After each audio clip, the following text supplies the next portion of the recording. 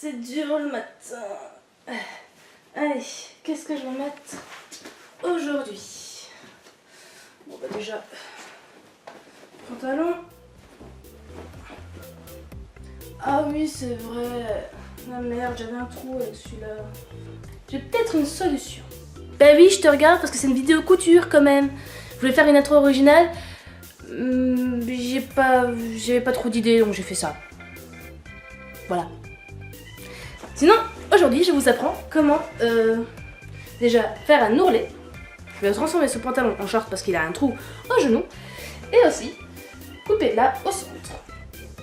Pour enlever cette partie et mettre un autre tissu à la place. Donc, pour commencer, il vous faut un pantalon déchiré et du tissu. C'est parti! Youf. Pouf. Bon, déjà, pour commencer, il nous faut de la place. Donc, ben, moi, dans mon petit appartement, je vais pousser de lit. Ouf. Bon, allez, ça suffira. Pour commencer, vous allez prendre le pantalon. Et la voix off commence. Nous allons commencer par le placer en deux, comme ça. Comme si vous allez le plier, tout simplement. Et on va déjà pouvoir couper à l'endroit où je veux faire l'ourlet plus tard. Attention à bien placer. Si vous avez des faux plis, ben, quand vous couperez, ça ne sera pas droit. Donc, il faut faire attention à ça. Et au moment de la coupe, faites très attention à faire un angle droit. Pour être sûr que ça ne bouge pas, vous pouvez épingler au-dessus.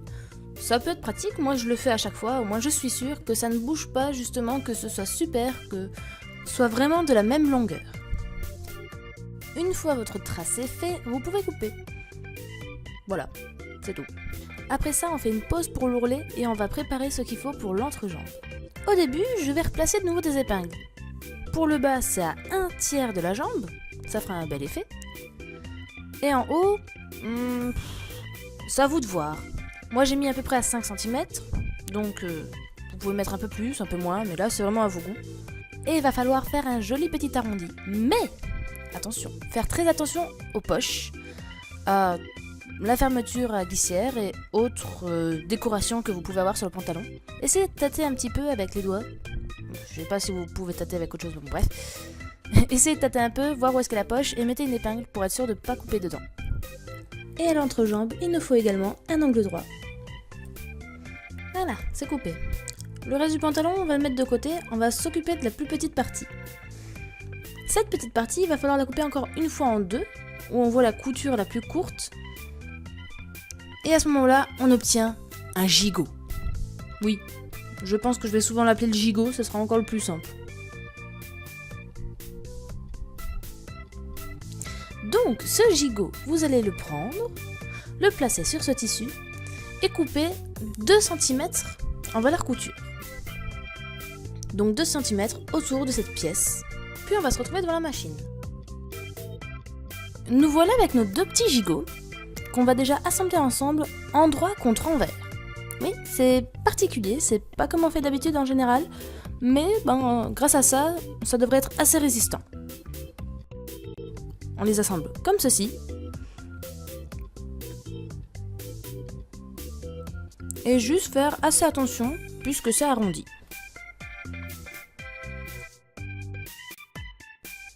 Voilà, première couture de faite. C'est plus une couture de maintien qu'autre chose. Hein. Cette couture-là, vous allez tester, voir juste si c'est bien cousu, mais on la verra pas au final. Après ça, vous allez devoir faire une sorte de pivot. Vous allez prendre le tissu et le tourner une fois comme ça. Et à ce moment-là, vous allez coudre ici et là. Je vous conseille pour la résistance, si vous avez un fil assez fin, assez fragile, souvent les fils de coton sont assez fragiles, je vous conseille donc de passer 2 fois au même endroit. Comme je l'ai déjà dit, ça sera beaucoup plus résistant et vaut mieux que ça soit résistant à cet endroit-là. Ensuite, on va mettre le gigot de côté et on va préparer le pantalon en lui-même.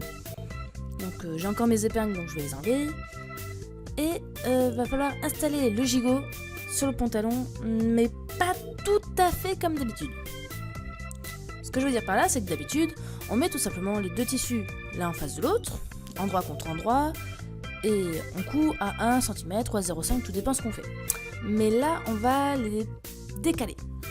C'est-à-dire que pour le pantalon, ça sera 1 cm qu'on va coudre, Et pour le gigot, ça va rester ça. Et pour le gigot, ça sera à 2 cm. Pour pouvoir faire une couture rabattue après, ça sera très propre et ça fera le même style que ce qu'on a fait dans l'entrejambe.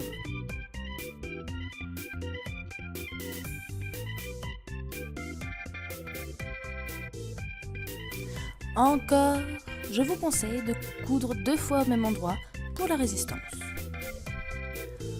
On va déjà faire la couture rabattue de ce côté. Donc vous allez rabattre. En fait, vous allez prendre le tissu le plus long des deux que vous avez laissé en valeur couture et le rabattre en dessous de l'autre. Voilà, je vois pas comment expliquer autrement. Vous faites ça et il faut coudre à peu près 0,7 quoi, à peu près piqûre nervure. Et encore une fois, je vous conseille de coudre 2 fois au même endroit. Faut suivre un peu. Ah là là.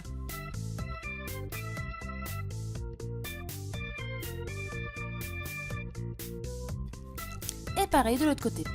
Vous allez comprendre que c'est quand même plus compliqué. Pas la première couture c'est comme avant, tout simple, normal, 1 cm et 2 cm, vous avez compris. Par contre, pour le rabattage, puisque cette fois le pantalon est fermé, ça va être beaucoup plus délicat. Je vais vous montrer. Vous allez prendre le pantalon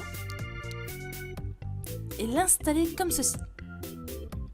Le but étant de mettre le trou de la jambe en plein milieu, pour pouvoir coudre seulement d'un seul côté. Oui, ça va vraiment être un peu plus délicat à ce moment-là, donc prenez tout votre temps. Vraiment, j'insiste. Je l'ai déjà dit, mais j'insiste vraiment. Prenez tout votre temps. Et encore une fois, je vous conseille de coudre 2 fois, exactement. Ça rentre, c'est bien. Ah, notre pantalon ressemble de nouveau enfin à un pantalon. Enfin, plutôt un short. Justement, on va devoir faire l'ourlet. Je sais pas si j'ai déjà parlé d'ourlet précédemment dans d'autres vidéos, je sais plus trop. Mais c'est très simple, hein. Vous retournez 2 fois le tissu, à cet endroit-là, à 1 cm. Vous mettez des épingles, et vous allez pouvoir coudre à 8-9 mm. Et encore une fois, il va falloir que... Ah bah non, en fait, pas cette fois.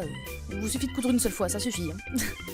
Là, il n'y a pas trop besoin de tellement de résistance, donc ça ira très bien une fois. Mais du coup, ça veut dire que le short est enfin fini. Tadam! Ouais, non, vous voyez pas grand chose là. Attendez.